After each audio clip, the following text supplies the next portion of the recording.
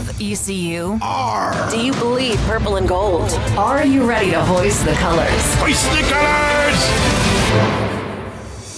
It's time for the most in-depth look into the world of ECU athletics. Welcome to Hoist the Colors with your host, Stephen Igo on 94.3 The Game. Watch the show live on Facebook and at 943thegame.com. Here's Stephen Igo. Welcome in, Hoist the Colors on a Friday, a Football Friday, September 5th edition of the program. We're a day out from East Carolina's home opener, Pirates and the Campbell Fighting Camels. It'll be 6 o'clock kickoff inside Dowdy-Ficklin Stadium. We're live on YouTube, Facebook, and X. The comment section is open because it's a free-for-all Football Friday. NFL is here. College football, man, it feels right. Like last week didn't quite feel right doing a reaction show on a Friday, but today feels right. And unfortunately, we've got several more Thursday games. But for today, we're going to enjoy it going into the home opener on Saturday. As always, download Hoist the Colors, 94.3 The Game channel on Apple Podcasts and Spotify. Download the IBX Media app as well. All right, Bobby Harvard is with us, brought to you by Sup Dogs today. Check them out. Downtown Greenville, Crush Vodka as well. Support them because they support ECU athletics at the highest level. Bobby Harvard, he's here with his Santana Moss jersey. Hail to the Redskins hat. Looking sharp, man. Are you excited for some football? Oh, I am so pumped. I've been watching NFL talk shows all week. Left hand up. Our downstairs toilet just got put in. Couldn't be at a better time. Lee Brothers Construction has been taking care of us, so we're set for NFL Sunday. He knew we needed the toilet in for NFL Sunday. He got it in. I got my Moss jersey going into the Ring of Fame this weekend. We were talking a little bit before the show. My era of growing up watching the Redskins was post the Joe Gibbs era. It was Joe Gibbs 2.0 and all that stuff. But Santana was probably one of the most consistent players of that era, one of my favorites. I will never forget, I got to go to a game in 2006 against the Jaguars. This is probably, honestly, one of the most memorable weekends of my adolescence, youth. It just really stuck with you. Oh, it did, because that was my sophomore year of high school. I played varsity football, and I got my first start that Friday night, and we beat a crosstown rival. We had a nice, fun gathering afterwards, and then drove up to D.C. on Saturday. And my uncle had like one ticket to the game, like kind of like those suite seats where you have waiters and waitresses come serve you food.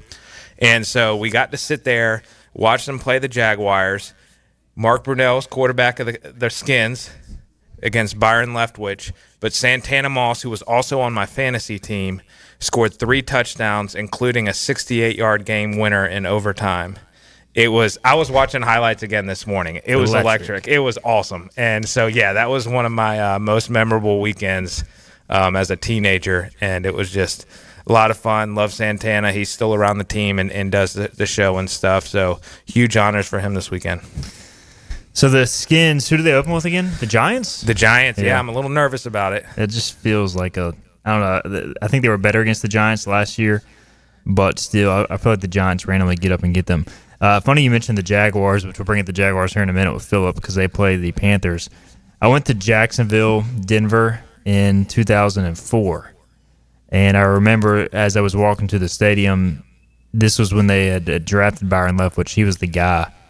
They were handing out Put Garrard in shirts for David Garrard, so that stuck with me. Also, what stuck with me is they lost the game. Denver did 7-6. They were in field goal range in the final minute, and they handed the ball off, and Quentin Griffin fumbled the handoff, and they lost the game. Oh. And I was so mad because they were basically just killing the clock. Jason Neal was going to kick the game-winning field goal. Was that Bob Greasy or Jake Plummer? That was Jake Plummer. Jake Plummer that day, 23 of 29. Byron Leftwich, 8 of 16. Denver... 8 of 16. Yeah. Denver outgained them 356 to 176 and lost 7-6. And I remember vividly crying in the stands. I was, 12 years old at the time. I think that was my first Denver game, and they lost when they should have won. Y'all drove down to Jacksonville for it. Yes, we did. And by the way, the Jaguars at that time had the worst stadium, I think. Also, Quentin Griffin. They hosted a Super Bowl that year. How was it the worst stadium? They're going to put the Super Bowl in the worst stadium. Did they host the Super Bowl that year? In 2004 In season, yeah, they beat. That was the Eagles. That stadium was not that great. Patriots, Brady over McNabb Super Bowl. Well, has Jacksonville hosted a Super Bowl since? I want to say yes, but don't quote me. No, because they don't host Super Bowls in London, and that's where the Jaguars are playing most of their games. All I remember is it was the atmosphere was terrible. As a 12-year-old who had been to a bunch of ECU games, I expected better.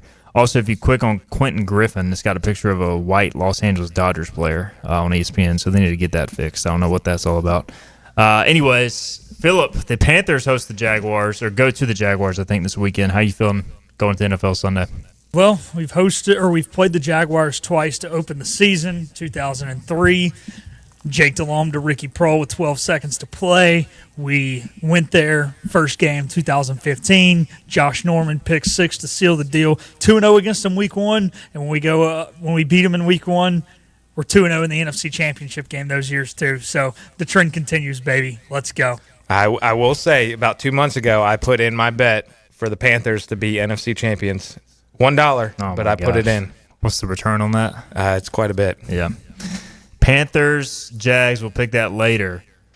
Let's start ECU Campbell. We got college picks and then NFL picks coming up in our coming segments, but we still don't have a line for ECU Campbell. Usually the FCS betting lines are released the night before or this afternoon, so we'll keep an eye on that. And we'll just talk general thoughts on the game. Look, ECU is going to be favored. Bobby and I were talking before the show, probably a line somewhere in the 20s. I would think high 20s. ECU won this game 49-10 in 2022. I do think Campbell's improved since then, but typically these FCS lines are close to, in that 25 to 35 range, depending on a variety of factors.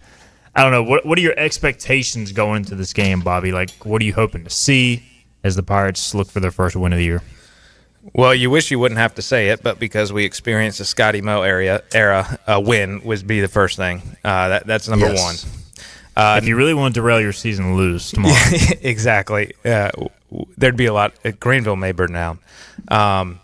But back to your question. On top of winning, I'd honestly, I feel really good if we could win 3+ scores. I know that's a lot, but most importantly, what I'm looking for is improved offensive line play. I think that was my biggest concern coming out of last week's game against NC State. The nice thing is, playing that Thursday night game, they have a few extra days to get in a routine. The weather in Greenville has been incredible this week for practice and all that kind of stuff. I want to see improved offensive line play, and I want to see the running game execute at a high level. That was the other thing that we struggled. I'm honestly good with Caden Hauser. If we just go out and have a game plan and just hanging the daggum football off however many times in a row, I'm cool with it. I think in an ideal world, and I know Campbell has said, their coach, Braxton Harris, has said the one thing they don't want to do is allow the explosive play. If you can hit a few explosive plays early, obviously that's ideal. Back them off and then hit the run. But if they come out playing pretty safe, then you got to be able to run the football early. If you can't run the football in this game, not that I expect the offensive line to go out there and be flawless because it still is a work in progress, but you should be able to win the point of attack. I don't know, Philip. What are you hoping to see tomorrow? Sorry, I was explaining something to Cecilia. What's up? What are you hoping to see ECU Campbell tomorrow as just the onlooker of the game?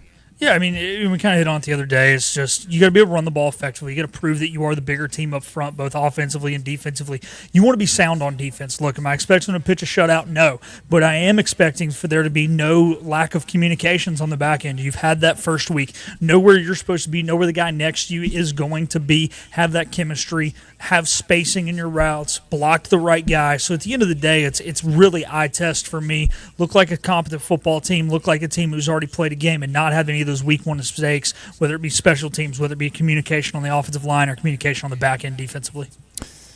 Randall King is the big name to watch for Campbell. Northern Nash, Rocky Mounts, North Carolina native. And he's a big physical receiver, 6'2", 205. So if there's a guy who's clearly an FBS talent, it's Randall King, and they have more than just him. But I just want to see ECU's corners look competent against him because I think he'll get some jump balls, Bobby. And they were in decent position against State, but could not make a play on the football. And I asked Kevin Monroe about it yesterday. He's kind of like, look, the difference between a good and a great corner is having that courage and confidence to turn around and play the ball, which is, I know the fans love to complain about it, but it's easier said than done. Yeah, and Philip alluded to it a little bit last week. The fact that they were in position is a big win in of itself, especially with the question marks that we had in the secondary coming into the game. Like, there's some optimism there. This to me is, and we talked about it a little bit on Friday's reaction show coming into this week, about the O-line being a confidence builder. I think the same can be said for the secondary. The other thing with Randall King being so local, this is, we wouldn't have said this about 4 years ago, but it's a good up-close look for a potential transfer down the line as well. And he was a guy that, from my understanding, I remember when he camped at ECU and was a guy they wanted to take as a DB. He wanted to play offense. Here he is, playing offense against ECU. And I think if he has a good year, could be a guy. I hate talking about this stuff because I think it's unfair, but it's the reality of the situation. Like when ECU goes to, play Alabama next year, it's the same type of situation. Yeah. You're almost in a showcase situation. And the other thing I'm looking for, too, that slipped my mind, and we talked about last week how great the tight end play was against NC State. How much are they involved in the game plan? Right. I would expect the playbook to be a little bit more conservative this week. You're not going to show your hand because hopefully you don't have to.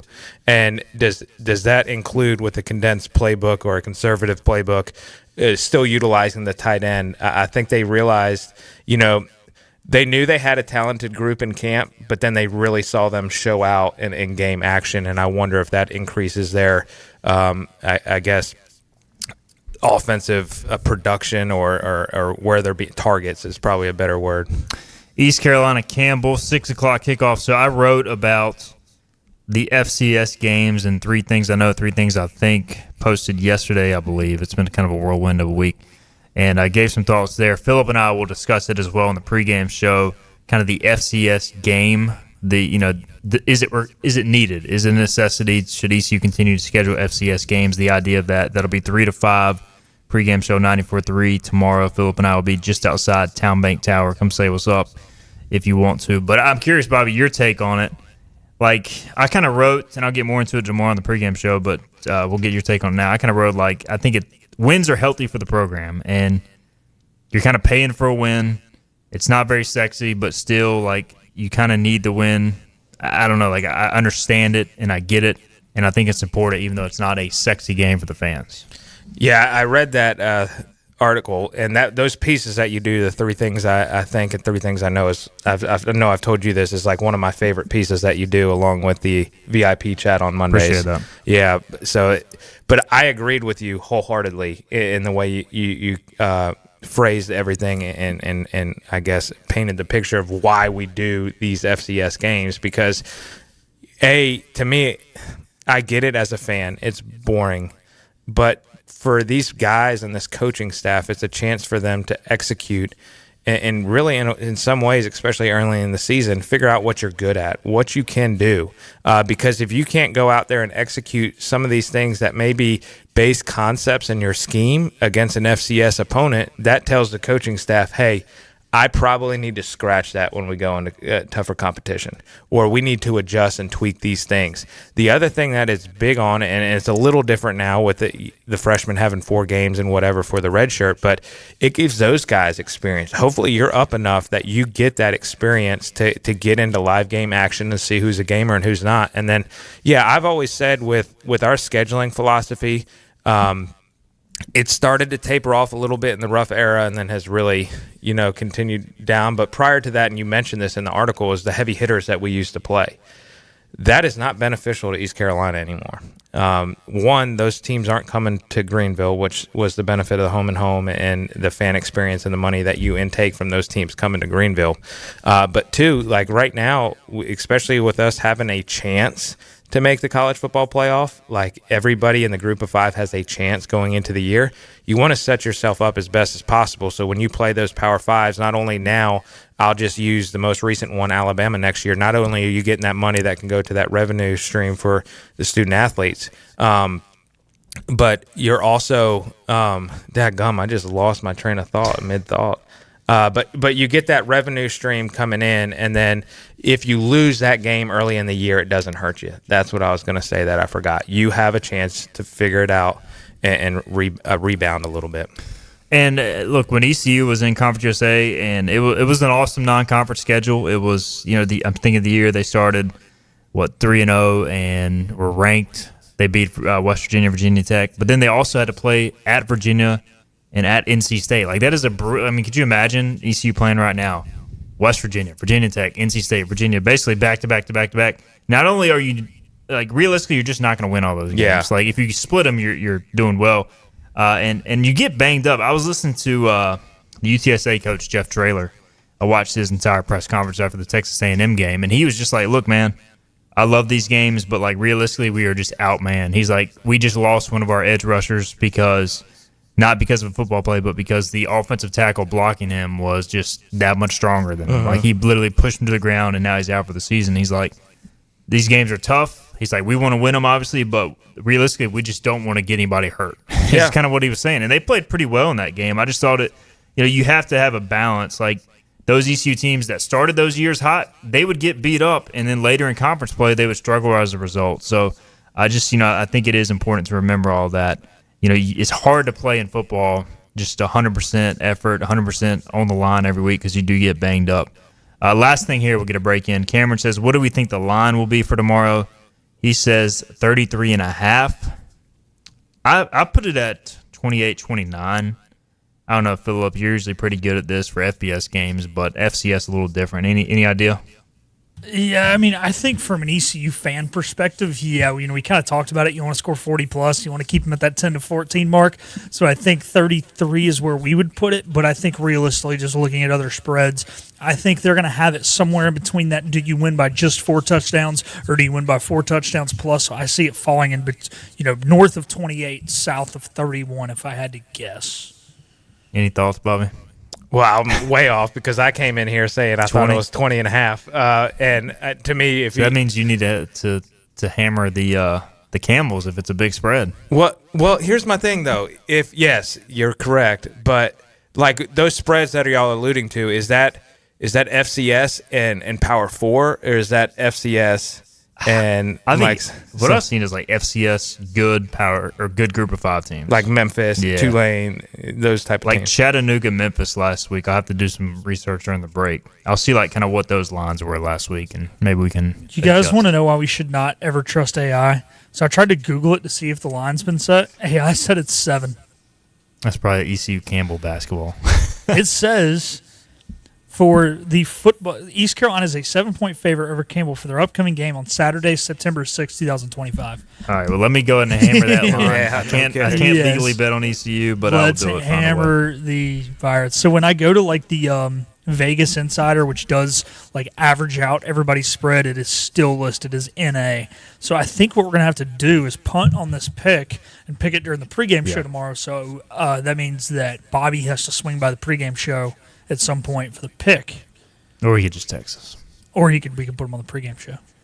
We could do that. You just don't want Bobby on the pregame show. He can take my spot and I'll go walk around. No, I was gonna kick Dom off for a second. That works and as let well. Bobby come in, but okay, we can kick you off there. All right, Memphis was a 30.5-point favorite by kickoff. It opened at 27.5 over Chattanooga. So that kind of gives you. I feel like it's always around that 4-touchdown mark. By the way, somebody sent me a picture of Hawk Tua spitting on Dak Prescott. So is that somebody named Scott Rogers? It is. Yeah, that's shocker. Yeah, I got it too. All right, let's get a break in. We'll come back. We will pick some games. We'll maybe give a score prediction for ECU Campbell since we can't pick it yet as far as the line, but we got a lot more games to pick and more your comments. This is Hoist the Colors on a Football Friday. The team of Flatlands Jessup is working overtime to help ensure that Eastern North Carolinians like you get the health insurance help you need this open enrollment period. New legislation passed meaning more people than ever qualify for affordable coverage. Let us help you today. Big tax credits are back. Get a 30% tax credit, up to $2,000 off your new Mitsubishi electric heat pump install. Let Comfort Master help you take advantage of the tax credits with a qualifying Mitsubishi electric ducted heat pump or non-ducted Mitsubishi electric mini splits. Mitsubishi electric mini splits are ideal for bonus rooms, garages, or sunrooms. If you need a new HVAC unit, call Comfort Master today. Call Comfort Master. Call Comfort Master. You know what the problem is with standard belts? Usually you have to choose between too tight or the opposite, too loose. But with Anson Belt and Buckle, you don't have to choose. We got rid of the holes and instead have a track system designed for micro adjustability. That way you can enjoy a perfect fit every time. Anson Belt and Buckle. Find your perfect fit today.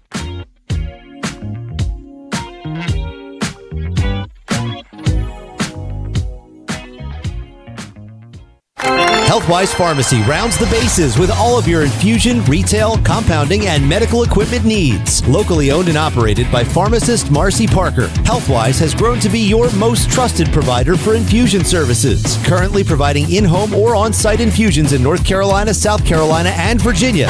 Visit Healthwise Pharmacy at 615B South Memorial Drive or call 252-295-0059 to speak to a patient service representative to find the option that best suits your needs. Tired of the 1-800 numbers advertising Medicare products? Flatlands Jessup has 6 offices all throughout eastern North Carolina. Get face-to-face help from our local award-winning licensed team. Stop by today. Flatlands Jessup, your whole world covered. The best burgers around. Everyone loves a thick, juicy, and fresh burger. Tiebreakers does real burgers better than anybody. And don't forget about the cheese sticks, fresh salads, and more. So don't just go to any burger-themed restaurant chain. It's time to break the chain and eat local. Tiebreakers, burgers and sports at its best. Go Pirates! Arg! In this age of globalization, we've learned that bigger isn't always better. Ever tried to get phone help from a big corporation from a real person? Right. That's what's so nice about Phelps Chevrolet. After more than 50 years serving our community, Phelps remains family-owned and operated. Mike, Daryl, Wave, West, Alan, and Clay deliver hometown service and integrity, same as always. They share your experience, they share your values, and they are ready to help with any motoring need. Come get you one. Climb aboard as we set sail and hoist the colors. Arr, matey! Back to the show with Steve and I go on 94.3 The Game. All right, welcome back in. Hoist the colors here. ECU Campbell tomorrow. We were doing some research during the break. By the way, Sup Dogs brings us Bobby Harwood today in studio. Glad to have Bobby in. He's wearing his Santana Moss jersey. Dan says, love the Moss jersey ahead of his Ring of Fame induction. So shout out to another Washington Commanders fan.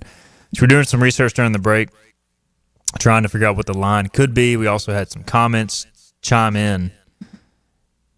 Logan says ECU was 30.5-point favorites against Norfolk State last year, I believe. And Cameron says Oregon, the Oregon Ducks are a 28.5-point favorite over Oklahoma State. Insane.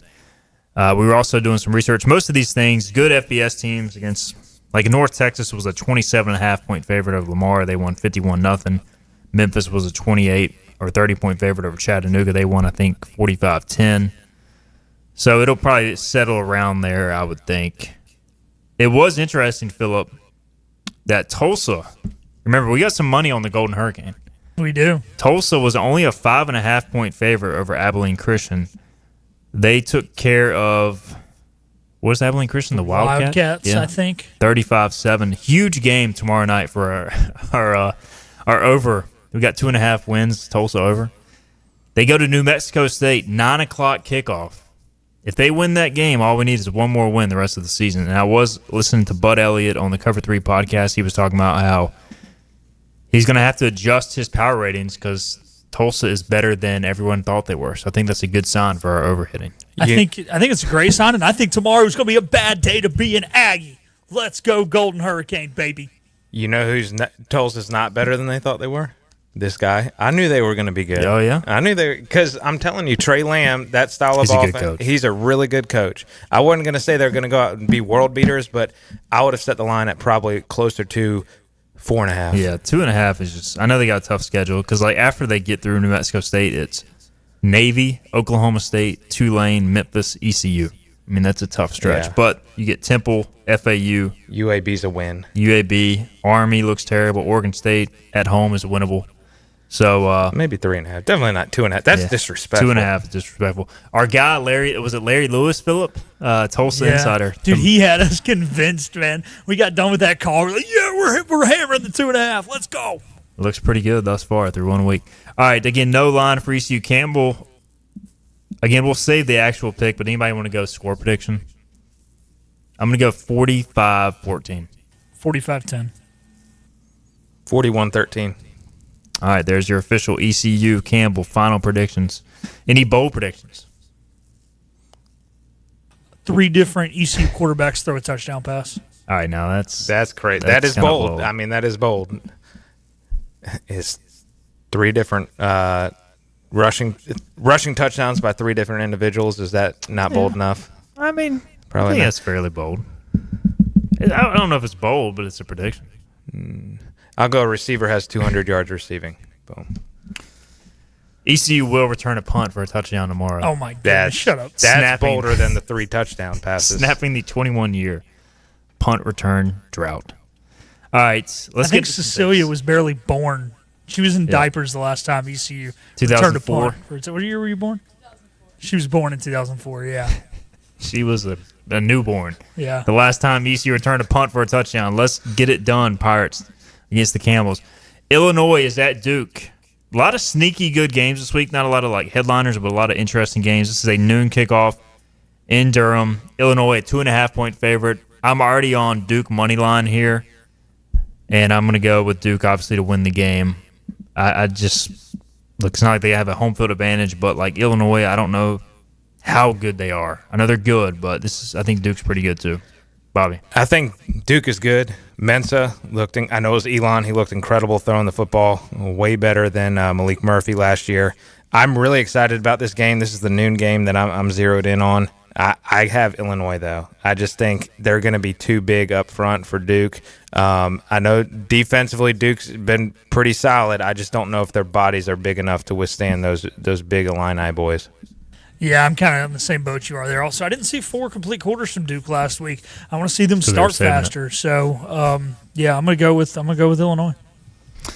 all right, Iowa State. The Cy-Hawk Trophy is on the line, and Iowa leads the all-time series 47-24. Iowa looked pretty mid in their season opener. Iowa State has played an extra game. They are at home. The 3.5 is the line in favor of Iowa State. The half point scares me. It feels like these games often it's like 17-14, 14. I guess 14-10 was still covered, but it's always like a tight 20-17. Yeah. So getting that half point, I don't like it, but I'm going to go with Iowa to cover that. I think if this was 2.5, I'd feel stronger about Iowa State. But look, this is the Iowa team that kind of needs a signature win after some struggles in recent years, just kind of average play. They had their transfer quarterback. I know he didn't look great in the opener, but they still believe in him. Maybe they break out a little more here since they're playing their rival. Give me Iowa to cover the 3.5 on the road. Are you really expecting the Hawkeyes to break out more offensively? I mean, is that what your eggs are? I don't know. My hope is they lose the game 10-7. How about that? Yeah, well, this series is going to go to 47-25 in favor of the Hawkeyes because the Cyclones get it done. Yeah, I'm with you. I'm going to go Cyclones here as well. I just think overall they're the better football team. And, yeah, I get what you're saying. I go with that half a point scaring you, but I still think they're going to win it by 1 score. So I've got 1 more point to play with there if they win it by 4-7 than 1-3. So I think Iowa State does cover. All right. By the way, does Chase Sewell, does he have a catch this week? He has 2 games in, no catches for Iowa State. Yes, he gets a catch. Is he playing a He's good actually amount? playing a decent amount. I think he's got like 4 targets, no catches, and a drop through 2 games. Yeah, he'll get 1 this week. Chase Sewell. It drops. That's surprising. Hopefully a drop so Iowa covers. All right, our next pick is Arizona State at Mississippi State. Arizona State is a 6.5-point favorite at Mississippi State. Look, Mississippi State barely lost to Arizona State last year when Blake Shapen was healthy and they were on the road. Arizona State wasn't its final product then, but I don't think Arizona State is its final product now either. I mean, they kind of gave up some points against Northern Arizona last week, and I don't know, maybe they were just saving it, but I'm just going to take the SEC team at home here. I'm getting 6.5. I'm actually on Mississippi State money line. I think this is a massive game for Jeff Lebby because their schedule is brutal. I think he needs this one, so give me the Bulldogs at home. I can't do it. They've been That's too fair. bad. They've been too bad. I Believe in the cowbell. Man. I love the Cowbell. I love Mississippi State, or I don't love them. I enjoy them when they're good. I think it's good for college football, but they've just been too bad. I know it's 6.5 at an SEC, but give me the Sun Devils. You know, it's funny. When I saw this spread, I was sitting next to Steven, and I was like, is this Vegas trying to bait us into something here? Duh, Arizona State should cover this. Mississippi State is terrible.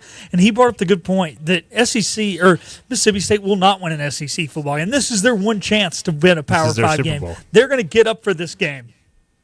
Getting up doesn't mean you're any good at football. Give me the Sun Devils. That's the thing that scares me is I think they play well for a half. I don't know if they can sustain it because I think they'll come out with their hair on fire.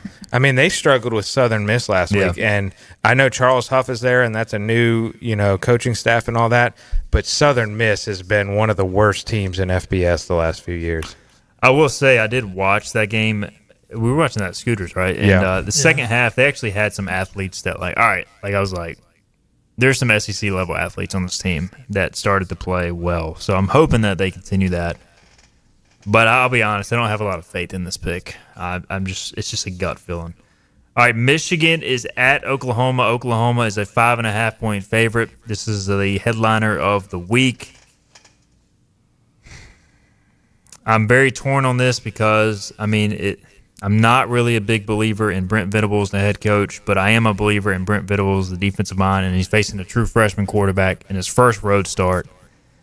And, 5.5 makes me want to go Michigan to cover because I could see this being a 2017-type game, but I could also see Michigan just struggling to move the ball. So give me Oklahoma to cover the points, 5.5 at home. Don't love it, but whatever. I don't love any of these picks. This is our fourth pick, and this will be our fourth pick going opposite of each other. Give me the Wolverines. I watched some of their game against Nevada last week. Tell you what, Underwood can freaking sling it. That dude is good. And I know they didn't open it up a ton last week, and it is a freshman going into a tough environment. Not a believer yet in Brent Venables, even though they're much improved. Give me the Wolverines.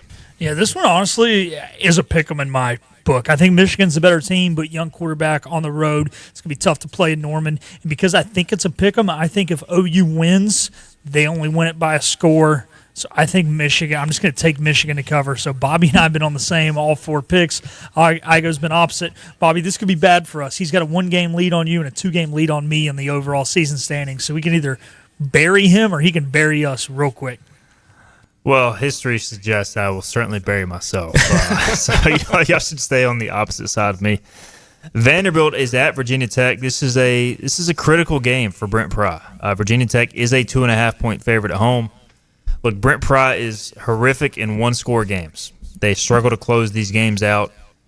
Vanderbilt is, I think these two teams are pretty even. But I think Vanderbilt with Diego Pavia back is just a better closer. As weird as that is to say, I'm going to go Vanderbilt here on the road to get the W and Brent Pry's seat to get burning hot in Blacksburg. Give me the Commodores in Blacksburg. All right, we're on the same page here. I have been watching the SEC series on Netflix. Love everything about Diego Pavia. He's almost like too much, though. He is a little much, but on the football field, between those white lines, we would love him here at ECU, and I think he's a gamer, and I think he gets it done in Blacksburg. Should be a pretty fun environment. I agree with you. I think both of these teams are equal, but give me the Commodores. Is this the same Vanderbilt Dansby Swanson went to? Same one. They have a football team? That went to a bowl game last year. Did you watch football last year? Yeah, they did beat my Bama last year, didn't they? Yep. Yeah. I still don't believe they really have a football team. It's a myth. Give me the Hokies. You're stuck in the past, Philip. The Hokies program is dying thanks to Brent Pry and NIL, and the Vanderbilt program is rising thanks to Clark Lee and my former colleague Barton Simmons, Vanderbilt GM. All right, we'll get a break in. We'll come back. NFL on the docket next. We'll also get some comments I got to read as well. This is Hoist the Colors on a Football Friday.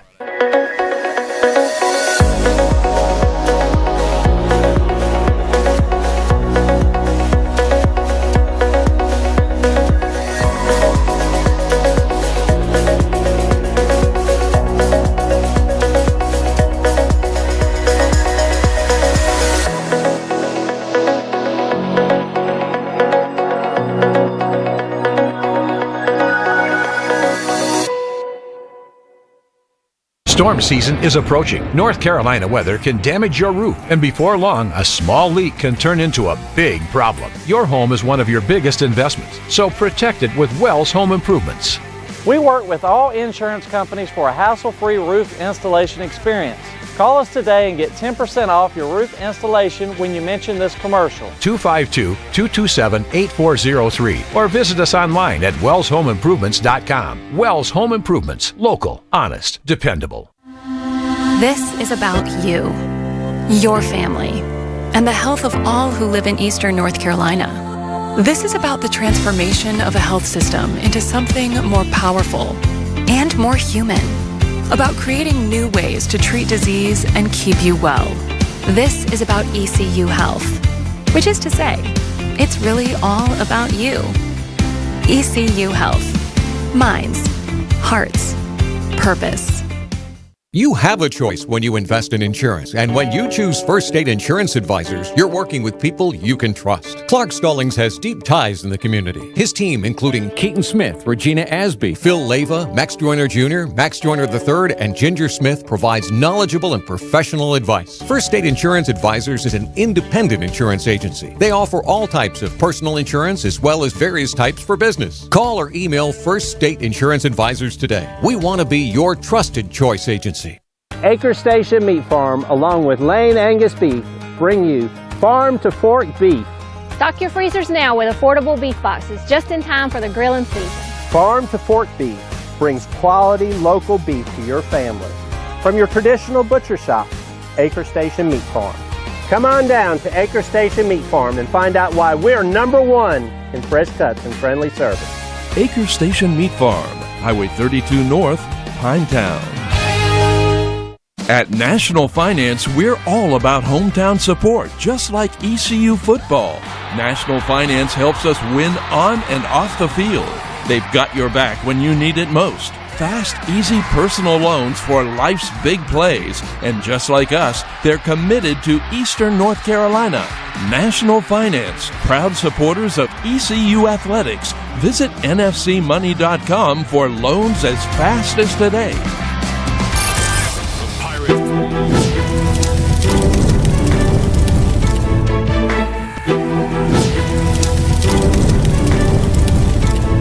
Back in Hoist the Colors, third segment here on a Football Friday. Shout out to Sup Dogs for their support of the program. They're bringing us Bobby Harwood today. Check them out downtown Greenville. Great spot for some pre-gaming, and they do so much for ECU along with Crush Vodka. So check them out downtown Greenville. Bobby Harwood with us, Philip Pilkington, intern Cecilia hanging out as well. You know when you do something, you instantly regret it? I had that feeling during the break. I'm picking Oklahoma, Mississippi State. I'm trusting Iowa's offense. I'm trusting Duke football, and I'm trusting Vanderbilt football. This is going to be an absolute disaster with my game picks. But can you say 0-5? Yeah, it's not looking good. But hey, you know what? I'm pushing the chips in. Let's roll with it. You got to have a bad week every now and then. It'll motivate me for next week. Let's make some NFL picks, gentlemen.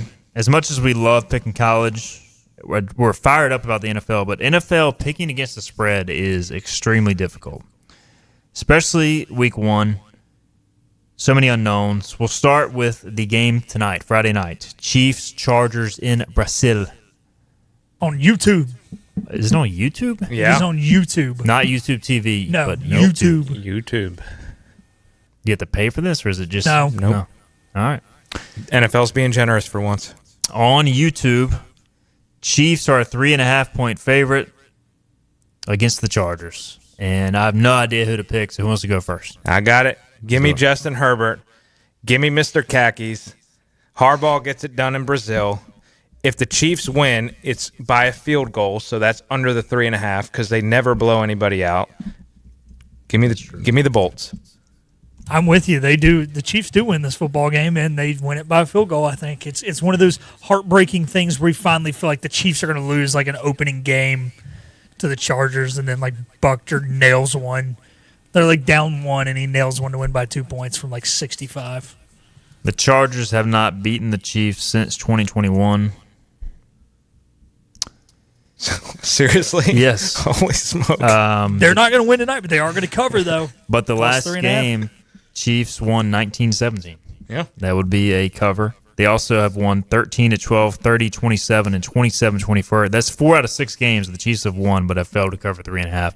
Make it 5 out of 7. Give me the Chargers to cover 3.5 in Brazil. So we have that. We're all on the same side there. That's a little scary. Giants at the Commanders. 6.5 is the line, Bobby. Commanders expected to be get some buzz as like the top team in the NFC this year. That's a big, lofty goal, but possible.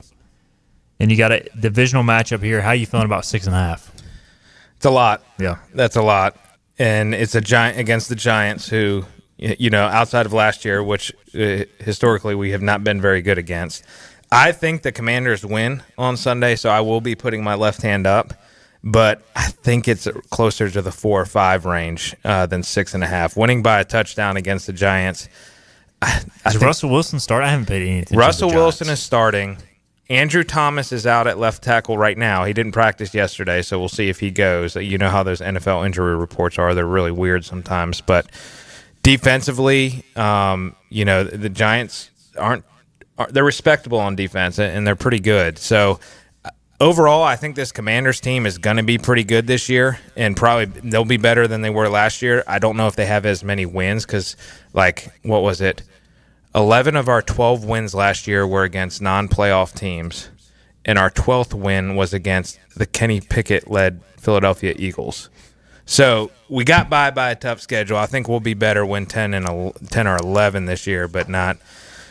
And we'll win week 1-0, but not by 6.5 or more. Yeah, if I get 6.5 in a divisional game week 1 where a lot of teams look rusty, I'm just going to take the points. I don't feel good about it, but give me the Giants to cover 6.5. Well, I'm drinking that Washington Commander Kool-Aid, baby. 35-10. 35-10. Yep, 35-10 Washington. All right. Panthers, can they do it again? Can they open the season with a win over the Jaguars and make the Super Bowl? Make the Super Bowl? No. But 24-17 Carolina. Give me the Jags here. I think Trevor Lawrence has a bounce-back season that starts against the Panthers. Yeah, I'm picturing Trevor Lawrence riding a white horse into the end zone. Give me the Jags. They get it done. Cecilia said with his hair flowing back. Yes.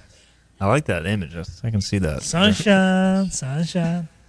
I am pulling for the Panthers here, though. I really am. I rarely do it because I know so many Panther fans, and I enjoy their misery. But come on, man. We've had misery for 10 damn years. At this point, you guys have been miserable enough, so I'm pulling for you. And I actually kind of like Dave Canales, so I just don't like David Tepper.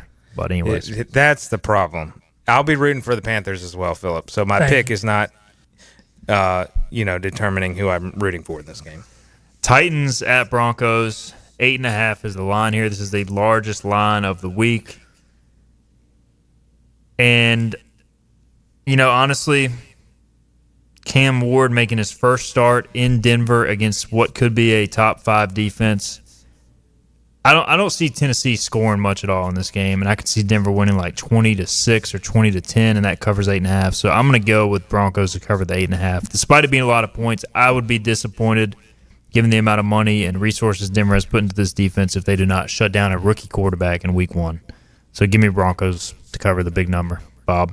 It's bow time. It's bow time. That's a large number. You're right. Broncos get it done. I don't think it's close.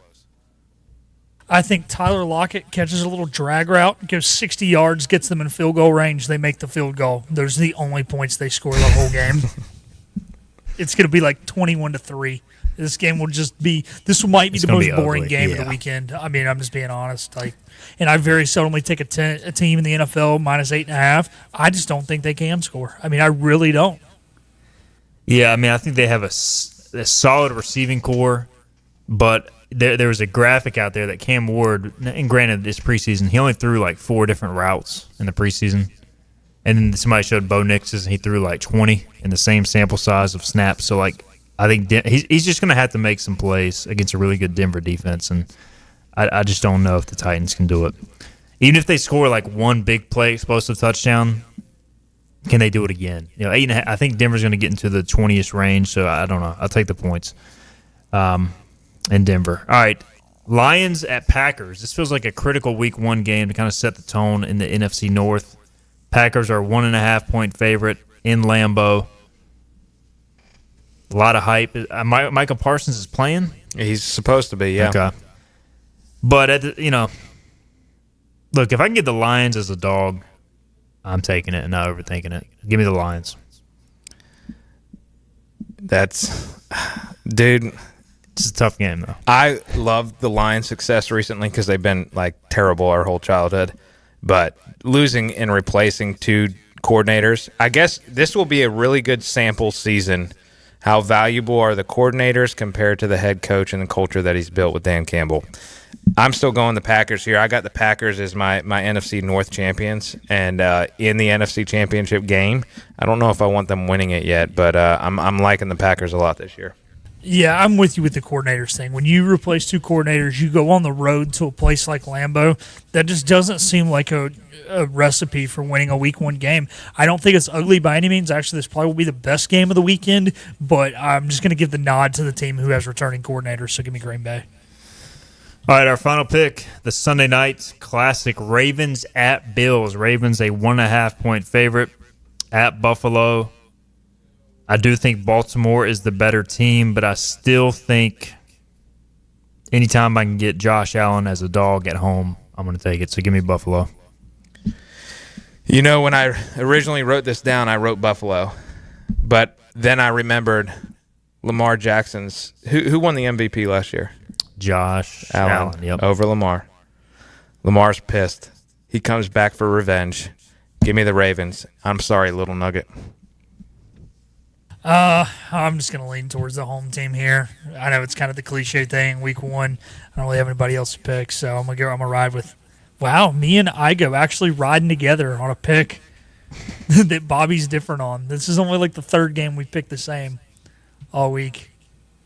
We're in it together, baby, with the Bills fighting Josh Allen's. Should be an awesome game. Looking forward to this one Sunday night. Ravens, Bills. And there are your NFL picks, other fun matchups that I considered putting on this. Niners at Seahawks, I wasn't going to pick that game, but that feels like an important game for the NFC West. You also, I guess it's interesting, you have Aaron Rodgers against the Jets with the Steelers going to New York. Hey, you got Justin Fields against the Steelers. That is true, yeah. Quarterback flip-flop. The nice quarterback flop there. Raiders are at the Patriots, where you have, obviously, Pete Carroll making his debut, Mike Vrabel coaching the Patriots. Can the Bengals win early in the season? They're at the Browns. And then Bucs-Falcons. The least interesting game of the week is Dolphins-Colts.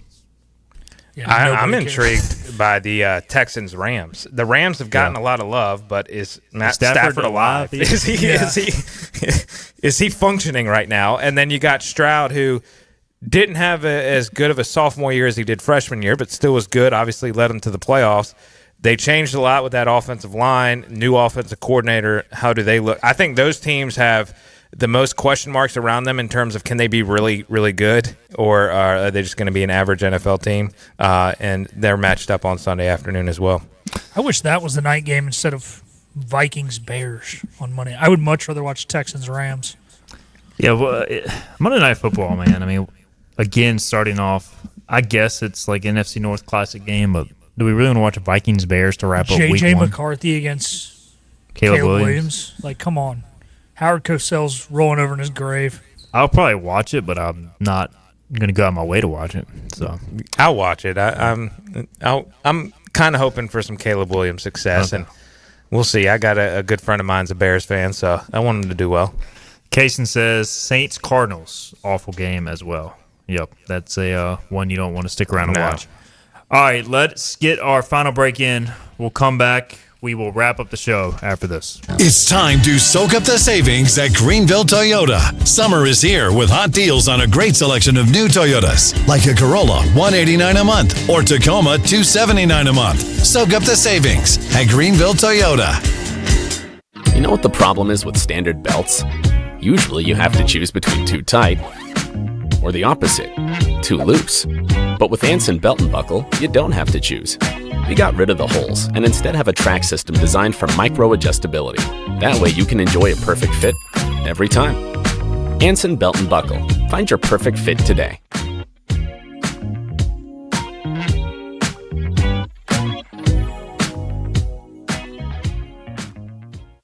Daughtridge Gas and Oil has been your dependable propane supplier for 95 years. Their trained technicians can service and properly install all your propane and natural gas appliances. Plus, Daughtridge Gas and Oil is your backyard expert with fire pits, grills, smokers, and more, including quality outdoor furniture at their Greenville Patio and Hearth Shop at 1901 Charles Boulevard. Go by and see the knowledgeable staff at Daughtridge Gas and Oil for propane delivery or call 756-1345. Other restaurants claim their food is fresh and fast, but are they friendly? At Moore's, you're treated like family the minute you walk into their doors. With locations in Winterville, New Bern, Swansboro, Morehead City, and Jacksonville, we've been practicing what we preach since 1945. At Moore's, our barbecue is slow cooked and smoked over real wood daily until it's so tender it's falling off the bone. Combined with our fresh chicken, cooked-to-order seafood, and homemade fixins, we're sure you'll agree. If it's not Moore's, it's less.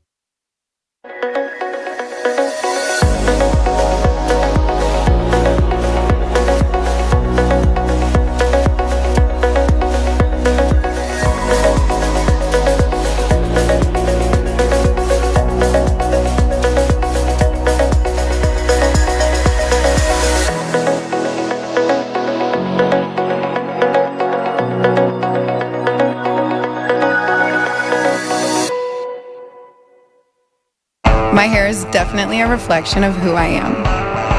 Wild, fun, fiery for sure. It just goes with the flow. Me and my hair, both untamable. I wear it how I feel. Feel fearless. Feel empowered. Look fantastic. Look fantastic. Look fantastic. Feel unstoppable. Unstoppable.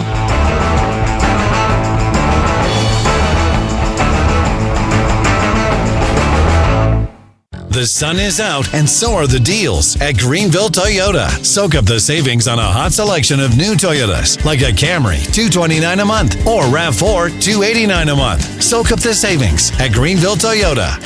Everything you need to know in the world of ECU athletics. This is Hoist the Colors with Stephen Igo on 94.3 The Game. Welcome back in Hoist the Colors, final segment. We've got a few minutes left with Bobby Harwood, brought to you by Sup Dogs today. Philip Pilkington, intern Cecilia hanging out. Got some comments we need to address. Jones Bones is in the chat. He says, I hope we're up big.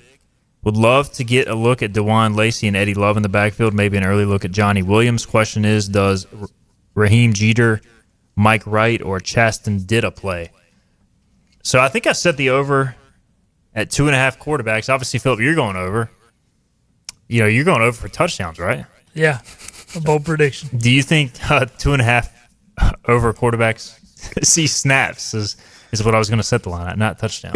Touchdown passes. Well, you asked for a bold prediction. I mean, you didn't ask for Hey, I'm going punt return for the first time in 21 years. Bobby's going just rushing touchdowns or something. I mean, I want my prediction to have somewhat realism to it. I think.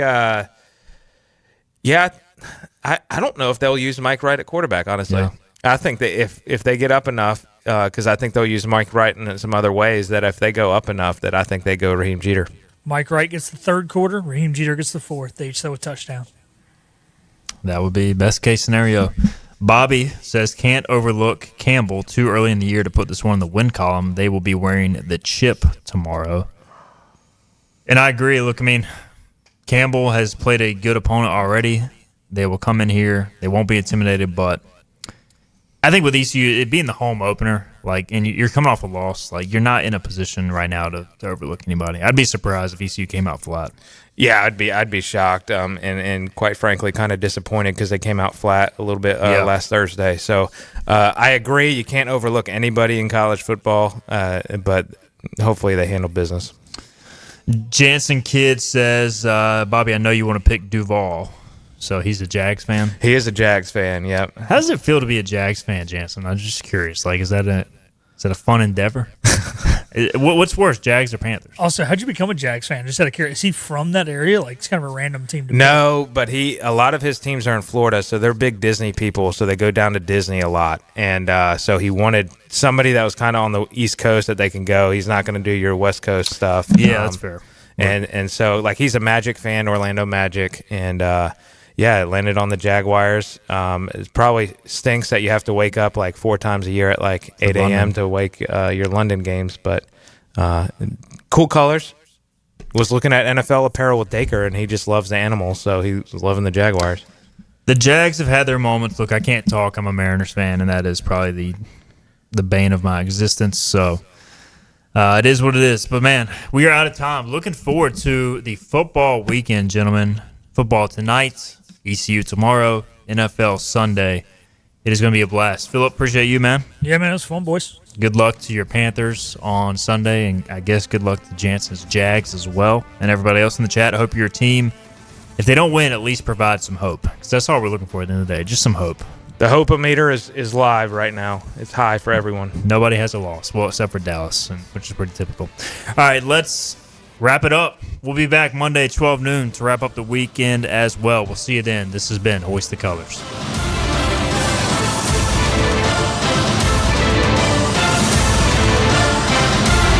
This has been Hoist the Colors with your host, Stephen Igo.